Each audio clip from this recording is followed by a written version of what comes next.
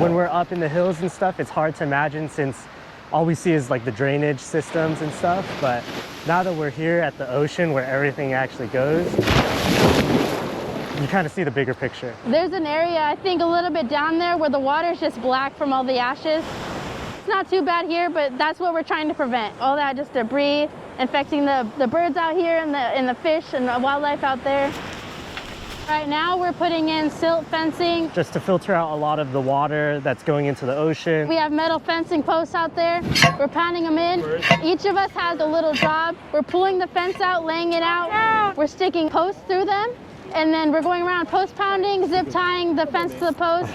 And then we have little staples on the ground for like an extra measure. There's a lot of different structures that we're building. And the purpose of these fences here is to filter out all this debris coming through. We're gonna go down the stairs. And then later on, once we're done with this, we're gonna be putting in silt socks. And that is the actual filter. So that's what's gonna be filtering the water from a lot of the toxins. It's pretty different. This is definitely new for me. We were just learning this on site today. Zip tie! We went through like a 2-day course learning how to deal with hazardous materials, but a lot of these structures were taught on the job, so it's pretty cool to learn. It's different from what we've been doing, but it has the same purpose, just filtering out all that debris, protecting the water. A lot of times when we were putting in these protective measures, we don't get to see it working. But here you can see it happening, like right now, I mean, we're gonna be going down 4,000 feet.